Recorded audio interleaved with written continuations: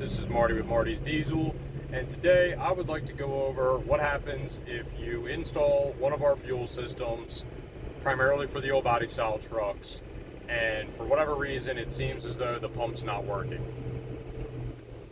The majority, like most of the time, what I'm going to do is I'm going to refer you to the 17 step-by-step process in order to go over the install.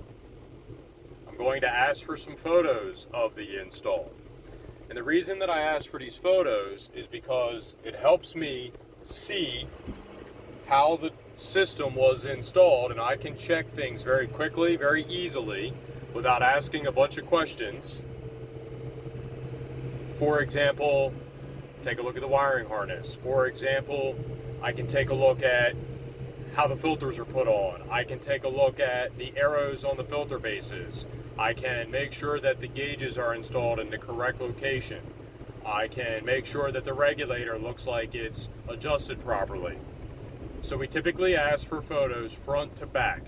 So when you call in and you have an issue, one of the first things that we're going to ask you for is photos. We're going to ask you to email them to martysdiesel@gmail.com. Pretty much take photos from the selector valve or wherever your fuel system begins, maybe even back at your tanks, and go all the way forward to the engine and make sure we have every piece in the engine photographed. I do this to make sure that I can help you guys.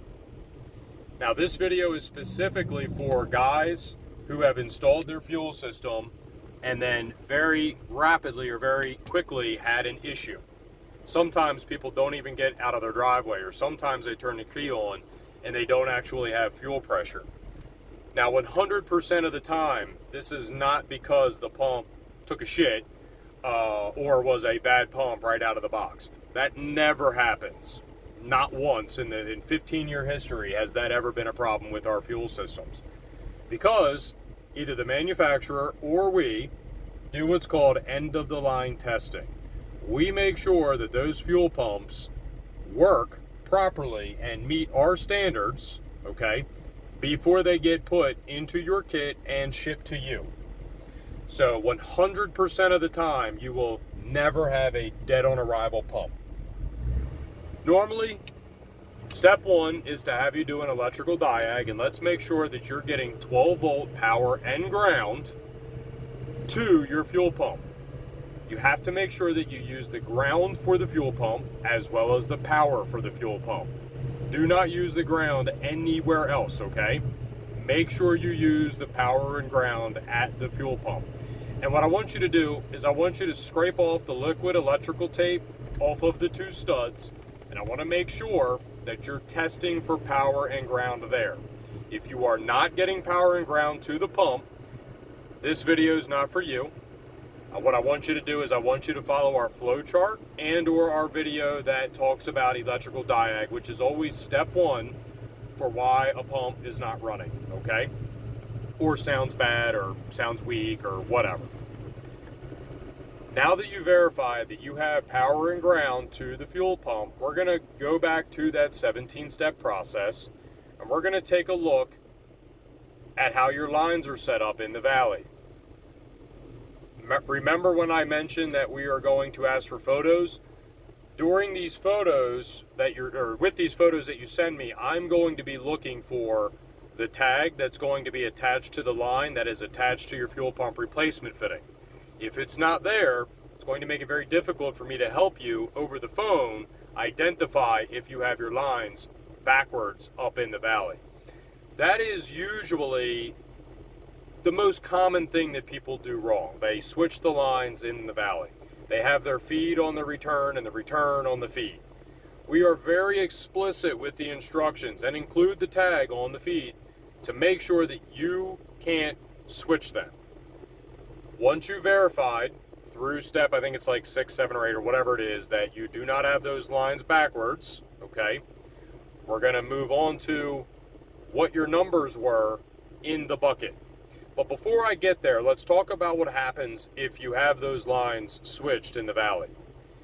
It will not take more than a couple of seconds to kill a pump, whether it's a like a Bosch pump, a Walbro pump, the new Bosch pump, the AEM pump, it doesn't matter. If you have those lines hooked up backwards in the valley, you are going to spike pressure on the fuel pump. And it's not going to stop at 60, 70, 80, 90, 100. It is going to max out and then run until failure. We want to avoid that. That's why in my videos and my 17 step-by-step, installation instructions, we have you check those lines 3, 4, 5 times. Somehow people still do it.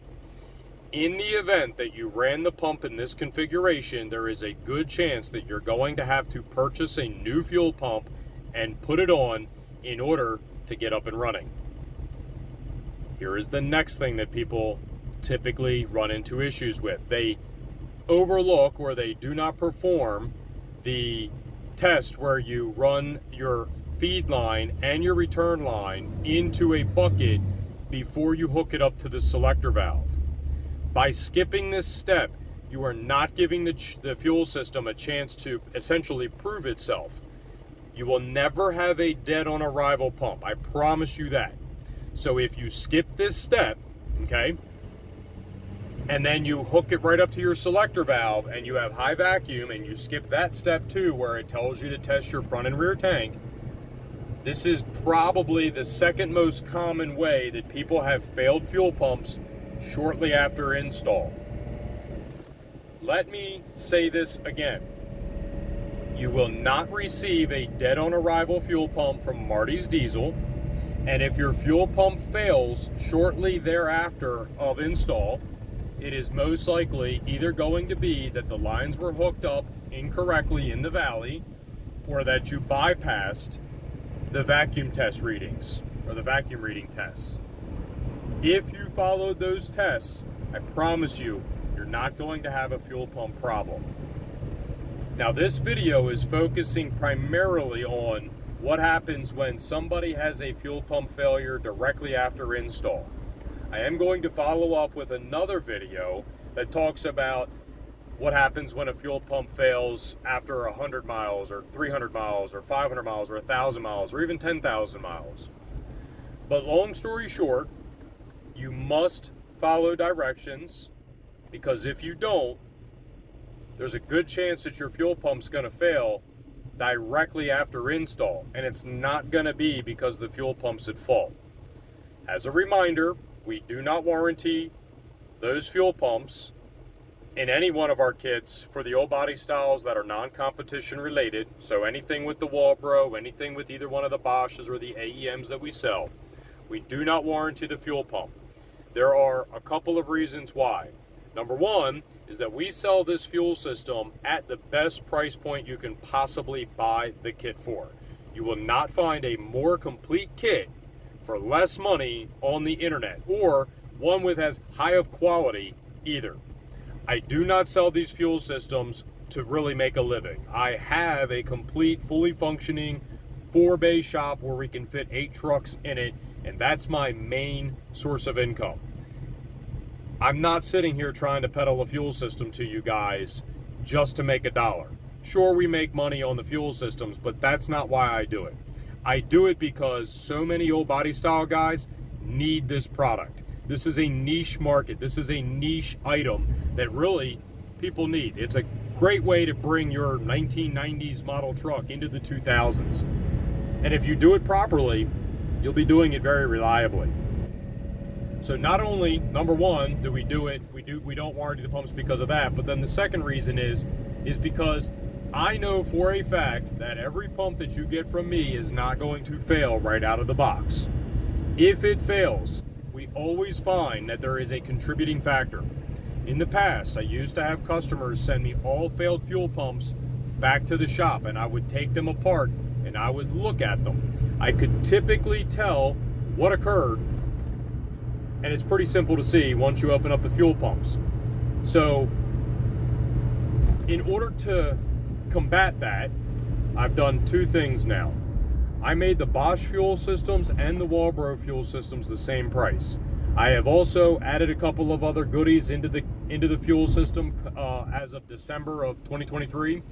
where we have like billet filter bases with stainless steel threads and some other stuff.